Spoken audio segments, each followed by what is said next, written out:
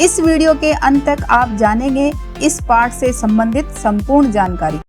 नमस्कार सभी को, हिंदी कला केंद्र में आपका स्वागत है। अगर आप इस चैनल पर नए हैं तो पहले इसको सब्सक्राइब करें व बेल आइकन को दबाना ना भूलें ताकि नए वीडियो का नोटिफिकेशन सबसे पहले आपको मिले। बच्चों, आज हम पढ़ने जा रहे हैं हमारी हिंदी की पुस्तक कक्षा 7 का अंतिम पाठ, जिसका शीर्षक है विप्लव गायन। ये एक कविता है जिसको लिखा है बालकृष्ण शर्मा नवीन ने। कवि ने स्वतंत्रता आंदोलनों में बढ़ चढ़कर भाग लिया है। उनकी ज़्यादातर कृतियाँ व कविताएं जेलों में ही रची गई हैं। बाहर आने के बाद तो वे अपने कामों में व्यस्त हो जाते थे। कभी सत्याग्रह आंदोलन तो कभी अंग्रेज़ों भारत छोड़ो। उनकी रचनाओं में मुख्यतः भक्ति भावना, राष्ट्र प्रेम व विद्रोह का स्वर ही प्रमुखता से रहा है। इन्होंने अपनी रचनाओं के माध्यम से ही समाज व जनता में बदलाव लाने की कोशिश करी है। आज की इस कविता में भी उन्होंने हमारे विकास व गतिशीलता को अवरुद्ध करने वाली प्रवृत्ति से संघर्ष करके नया सृजन करने के लिए परिवर्तन लाने की कोशिश करी है। साथ ही वे अंग्रेज़ों की गुलामी से जनता को बाहर निकालने के लिए समझाने की कोशिश कर रहे हैं कि अब विद्रोह करने का समय आ गया है। सबसे पहले बच्चों, इस कविता का सस्वर पठन कर लेते हैं। कवि कुछ ऐसी तान सुनाओ जिससे उथल पुथल मच जाए, एक हिलोर इधर से आए, एक हिलोर उधर से आए। सावधान, मेरी वीणा में चिंगारियां आन बैठी हैं, टूटी हैं मिजराबे, अंगुलियां दोनों मेरी ऐंठी हैं। कंठ रुका है महानाश का, मारक गीत रुद्ध होता है। आग लगेगी क्षण में, हृदय तल में अब क्षुब्ध युद्ध होता है। झाड़ और झंखाड़ दग्ध हैं इस ज्वलंत गायन के स्वर से। रुद्ध गीत की क्रुद्ध तान है निकली मेरे अंतरतर से। कण कण में है व्याप्त वही स्वर, रोम रोम गाता है वह ध्वनि। वही तान गाती रहती है कालकूट फणी की चिंतामणि। आज देख आया हूँ जीवन के सब राज समझ आया हूँ। भ्रू विलास में महानाश के पोषक सूत्र परख आया हूँ। और जैसा कि हमने जाना कि इस कविता के रचयिता हैं बालकृष्ण शर्मा नवीन। ये कविता जो विप्लव गायन के नाम से है, जड़ता के विरुद्ध विकास एवं गतिशीलता की कविता है। विकास और गतिशीलता को अवरुद्ध करने वाली प्रवृत्ति से संघर्ष करके कवि नया सृजन करना चाहता है, अर्थात नवनिर्माण करना चाहते हैं। इसलिए कवि विप्लव के माध्यम से परिवर्तन की हिलोर लाना चाहता है। तो विप्लव का क्या अर्थ होता है? क्रांति या विद्रोह का आह्वान करना। इसीलिए इस कविता का नाम विप्लव गायन रखा गया है। अब इस कविता को अर्थ के साथ समझते हैं। जैसा कि विप्लव का अर्थ क्या है? क्रांति या विद्रोह की हलचल मचाने वाला। तो कवि इस कविता के माध्यम से लोगों के मन में ऐसी क्रांति या विद्रोह करना चाहते हैं कि सबके मन में एक हलचल मच जाए और सब लोग अंग्रेज़ों की गुलामी से बाहर निकलकर विद्रोह करें और जो प्राचीन रूढ़ियाँ रीति रिवाज जो चले आ रहे हैं उनको तोड़कर एक नए निर्माण की ओर अग्रसर हों। कवि कुछ ऐसी तान सुनाओ। जो इस कविता के कवि हैं वो अपने साथी कवियों से कह रहे हैं कि कवि कुछ ऐसी तान सुनाओ। तान यानी संगीत में स्वर का विस्तार, यानी कुछ इस तरह का स्वर सुनाओ जिससे क्या हो, उथल पुथल मच जाए। उथल पुथल का अर्थ होता है उलट पुलट या चारों तरफ एक हलचल आ जाए। और कैसी हलचल आ जाए? एक हिलोर इधर से आए, एक हिलोर उधर से आए। हिलोर का अर्थ होता है जल में उठने वाली तरंग या लहर।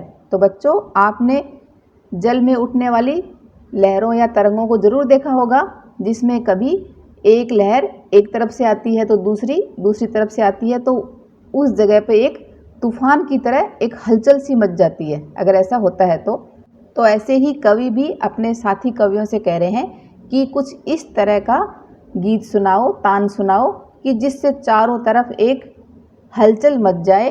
जैसे समुद्र में लहरों की हलचल से तूफान का रूप निकलता है, वैसे ही समाज में भी एक बदलाव की लहर चल जाए। सावधान मेरी वीणा में चिंगारियाँ आन बैठी हैं, और कवि सभी को सावधान कर रहे हैं कि मेरी वीणा क्या होता है, ये देखो कुछ इस तरह का सितार की तरह का प्राचीन भारतीय बाजा। तो कवि कह रहे हैं कि मेरी वीणा में कुछ चिंगारियाँ आन का आकर बैठी हैं, कुछ चिंगारियाँ आकर बैठ गई हैं। जैसे आग में से चिंगारियाँ निकलती हैं, वैसे कवि कह रहे हैं कि मेरी वीणा में चिंगारियाँ आकर बैठ गई हैं। अर्थात मेरी, जैसे वीणा क्या करती है, एक मधुर संगीत निकालती है जब इनके तारों को बजाया जाता है। तो कवि कह रहे हैं कि अब ये मेरी वीणा मधुर संगीत या मधुर आवाज़ नहीं निकालेगी, क्योंकि अब इसमें चिंगारियाँ आकर बैठ गई हैं। टूटी हैं मिजराबें क्या होती हैं, वीणा या सितार को बजाने के लिए अंगुली पर लगाए जाने वाला तार क्या कहलाता है, मिजराब। तो कवि कह रहे हैं कि मेरी मिजराबें भी टूट गई हैं, जो इन तारों को बजाने वाली थी, इसलिए अंगुलियां दोनों मेरी ऐंठी हैं। ऐंठने का अर्थ है अकड़ गई हैं, तो मेरी अंगुलियां भी अब ऐंठ गई हैं। तो कवि कह रहे हैं कि मेरी वीणा में अब चिंगारियां आकर बैठ गई हैं और मेरी मिजराबें भी टूट गई हैं, जिससे मेरी दोनों अंगुलियां भी ऐंठ गई हैं। लेकिन यहाँ पर इन पंक्तियों में कवि के कहने का आशय है कि अब जो ये वीणा मधुर संगीत सुनाती थी, मधुर आवाज़ निकालती थी, अब इसमें वो आवाज़ नहीं निकलेगी, अर्थात अब बदलाव या परिवर्तन की शुरुआत हो चुकी है। तो इस पद का क्या भाव निकलता है? इन पंक्तियों के माध्यम से कवि एक ऐसा गीत सुनाने की इच्छा व्यक्त कर रहे हैं जो समाज में क्रांति पैदा करे और जिससे परिवर्तन की शुरुआत हो। अगली पंक्तियों में कवि लोगों को सावधान करते हुए कहते हैं कि मेरी वीणा पर चिंगारियाँ आकर बैठ गई हैं, अब ये मधुर स्वर उत्पन्न नहीं करेंगी। वीणा से मधुर तान उत्पन्न करने वाली मिजराबें टूट चुकी हैं और वीणा बजाने वाली मेरी दोनों अंगुलियां अकड़ गई हैं। अर्थात कहने का क्या अर्थ है कि अब ये परिवर्तन लाना चाहती हैं। कंठ रुका है महानाश का, महानाश का अर्थ होता है पूर्ण विनाश का। मारक गीत रुद्ध होता है, मारक विनाश का गीत, और रुद्ध का अर्थ होता है जो किसी को घेर कर रोका गया है। तो इन पंक्तियों में कवि कह रहे हैं कि मेरे स्वर को प्रकट करने वाला जो मेरा कंठ है यानी गला है, वो जोश की अधिकता से रुक गया है। इससे निकलने वाला विनाश गीत रुक गया है, परंतु अब जो परिवर्तन आएगा वो नहीं रुकेगा, क्योंकि आग लगेगी क्षण में हृदय तल में, अब क्षुब्ध युद्ध होता है। क्योंकि अब मेरे हृदय तल यानी मेरे हृदय में या कलेजे में आग लग गई है, अब क्षुब्ध युद्ध होता है, यानी अब बहुत ही विकल या परेशान मैं हो गया हूँ। तो अब जो ये परिवर्तन की लहर आई है वो अब नहीं रुकेगी। क्यों नहीं रुकेगी? झाड़ और झंखाड़ दग्ध हैं। झंखाड़ क्या होता है? कंटीले पौधे या झाड़ियों का समूह, और झाड़ी होती है, और दग्ध का अर्थ है जल उठना। तो ये जो छोटी बड़ी समूह में या अकेली जो भी झाड़ झंखाड़ सब हैं, सब जल उठे हैं इस ज्वलंत गायन के स्वर से। ज्वलंत यानी जला देने वाले इस गायन के स्वर से चारों तरफ एक आग उठ गई है। कैसी आग है ये? परिवर्तन की आग। रुद्ध गीत की क्रुद्ध तान है निकली मेरे अंतरतर से। क्रुद्ध का अर्थ है क्रोध से भरी हुई, और अंतरतर का अर्थ है हृदय के भीतर से। तो कवि कह रहे हैं कि अभी तक तो मैंने मेरे गले से या मेरे कंठ को इस महानाश का गीत गाने के लिए रोक लिया है, लेकिन अब ये आग हर पल हर क्षण सब जगह लग गई है, इसलिए ये अब रुकने वाली नहीं है। क्यों नहीं रुकने वाली? क्योंकि अब ये रुका हुआ गीत गुस्से से भरा हुआ और हमारे अंतरतर से यानी हृदय के भीतर से निकला है, जिसको रोकना बहुत ही मुश्किल है। अर्थात ये आक्रोश अब मेरे अंतर्मन से उठा है, जो इन परंपराओं व रूढ़ियों को पूरी तरह से समाप्त कर देगा। अर्थात कवि के दिल में सामाजिक बुराइयों व वर्तमान व्यवस्था के प्रति रोष है। तो इन पदों का भावार्थ देखते हैं। इन पंक्तियों में कवि कहते हैं कि मेरे स्वर को प्रकट करने वाला गला जोश की अधिकता से रुक गया, इससे निकलने वाला विनाश का गीत रुक गया है, परंतु अब जो परिवर्तन आएगा वह रुक नहीं पाएगा, क्योंकि वह आक्रोश हमारे अंतर्मन से उठा है, जो इन परंपराओं रूढ़ियों को पूरी तरह से समाप्त कर देगा। मेरे मन के अंदर से उत्पन्न क्रोध भरी तान से युक्त गीत सामान्य गीत नहीं है। ये तान विकास और गतिशीलता की राह में आने वाली सभी रुकावटों को जलाकर नष्ट कर देगी। और इस कविता का अंतिम पद, कण कण में है व्याप्त वही स्वर। व्याप्त का अर्थ है विद्यमान। रोम रोम गाता है वह ध्वनि, वही तान गाती रहती है। कण कण में यानी सब जगह पर, संसार के हर एक एक कण में क्रांति का गीत समा गया है। हर दिशा से उसी की प्रतिध्वनि आ रही है, यानी सब लोगों के रोम रोम में वही एक क्रांति की लहर आ गई है। कालकूट फणी की चिंतामणि। कालकूट का अर्थ है भयंकरतम जहर, फणी नाग और चिंतामणि सभी कामनाओं को पूर्ण करने की सामर्थ्य रखने वाली शक्ति। तो बच्चों, भारतीय पौराणिक व लोक कथाओं में नागमणि के किस्से आम लोगों में प्रचलित हैं। ऐसा माना जाता है कि इस मणि में अलौकिक शक्तियाँ होती हैं जो नाग के सिर पर होती हैं, जो सभी कामनाओं को पूर्ण करने की सामर्थ्य यानी शक्ति रखती है। तो वह चिंतामणि किसके सिर पर होती है? ऐसे नाग के सिर पर रहती है जिसमें भयंकरतम जहर होता है। तो कवि कहना चाह रहे हैं कि जैसे जहर कालकूट को धारण करने वाले नाग के सिर पर चिंतामणि शोभा देती है, यानी चिंतामणि हर नाग के सिर पर नहीं होती ना, कि जो सबसे ज़्यादा जहर रखता है उसी के सिर पर शोभा देती है, वैसे ही परिवर्तन लाने वाले का जोश मुझ में शोभा दे रहा है।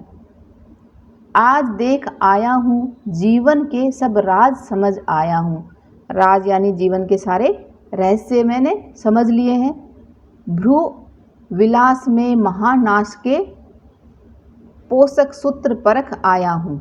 भ्रू विलास का अर्थ है भ्रुकुटियाँ और पोषक सूत्र पालन करने वाले आधार, और परख का अर्थ है जांच। तो इन पंक्तियों के माध्यम से कवि कह रहे हैं कि मैंने जीवन के सभी रहस्यों को समझ लिया है। मृत्यु व विनाश की भ्रुकुटियों में छिपे पोषक सूत्रों को मैंने अच्छी तरह समझ लिया है। अर्थात मुझे पता है कि समाज के विचारों व नज़रिए में बदलाव करके ही नए समाज व राष्ट्र का निर्माण संभव है। इसीलिए कवि अपनी इस कविता के माध्यम से सभी लोगों के मन में क्रांति या विद्रोह का आह्वान कर रहे हैं। इस पद का भावार्थ देखते हैं। कविता की इन पंक्तियों में कवि कहते हैं कि संसार के हर एक कण में क्रांति का गीत समा गया है, यानी हर दिशा से उसी की प्रतिध्वनि आ रही है। जैसे जहर कालकूट को धारण करने वाले नाग के सिर पर चिंतामणि शोभा देती है, वैसे ही परिवर्तन लाने वाले का जोश मुझ में शोभा दे रहा है। मैंने जीवन के सभी रहस्यों को समझ लिया है और ये भी समझ चुका हूँ कि समाज में परिवर्तन कैसे लाया जा सकता है। मैंने मृत्यु और विनाश की भ्रुकुटियों में छिपे हुए पोषक सूत्रों को अच्छी तरह से समझ लिया है। मुझे पता है कि समाज के विचारों व नज़रिए में बदलाव से ही दूषित समाज का विनाश होने लगेगा और उसके बाद ही नए समाज व राष्ट्र का नवनिर्माण प्रारंभ होगा। अब बच्चों, इस पूरी कविता के सार को एक बार फिर से पढ़ लेते हैं। यह कविता एक क्रांति गीत है जिसके द्वारा कवि हम सब के जीवन में परिवर्तन लाना चाहते हैं। उन्हें लगता है कि संघर्ष करके समाज को बदला जा सकता है। इसमें जड़ता के विरुद्ध विकास और गतिशीलता की बात कही गई है।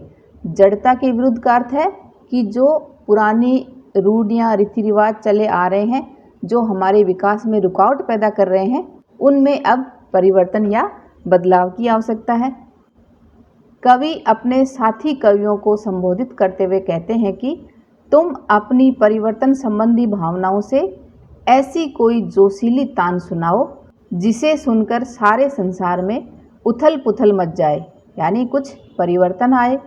कविता को सुनकर एक लहर इधर से आए, एक लहर उधर से आए, जिससे जीवन में बदलाव आ जाए। कवि कहता है कि मेरी वीणा पर अब आग की चिंगारियाँ आकर बैठ गई हैं। अब ये मधुर स्वर उत्पन्न नहीं करेंगी। वीणा से मधुर तान उत्पन्न करने वाली मिजराबें टूट चुकी हैं और वीणा बजाने वाली मेरी दोनों अंगुलियां अकड़ गई हैं, यानी अब ये परिवर्तन लाना चाहती हैं। कवि कहते हैं कि मेरे स्वर को प्रकट करने वाला गला जोश की अधिकता से रुक गया।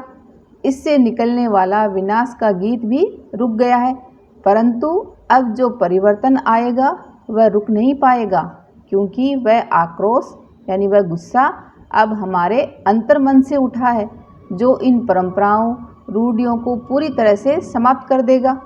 मेरे मन के अंदर से उत्पन्न क्रोध भरी तान से युक्त गीत सामान्य गीत नहीं है।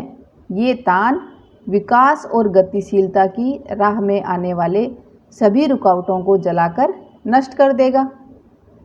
कवि की वाणी के कण कण में जोश का स्वर भरा हुआ है। उसके शरीर का एक एक रोम परिवर्तन के स्वर दे रहा है। उसकी ध्वनि से बदलाव की तान उत्पन्न हो रही है। जैसे जहर कालकूट को धारण करने वाले नाग के सिर पर चिंतामणि शोभा देती है, वैसे ही परिवर्तन लाने वाले का जोश मुझ में शोभा दे रहा है। मैंने जीवन के सभी रहस्यों को समझ लिया है और ये भी समझ चुका हूँ कि समाज में परिवर्तन कैसे लाया जा सकता है। मैंने मृत्यु और विनाश की भुकुटियों में छिपे हुए पोषक सूत्रों को अच्छी तरह से समझ लिया है। मुझे पता है कि विचारों के परिवर्तन से ही दूषित समाज का नाश होगा और उसके बाद ही समाज व राष्ट्र का नवनिर्माण संभव होगा। तो उम्मीद करती हूँ बच्चों, आपने इस कविता को बहुत अच्छी तरह समझ लिया है।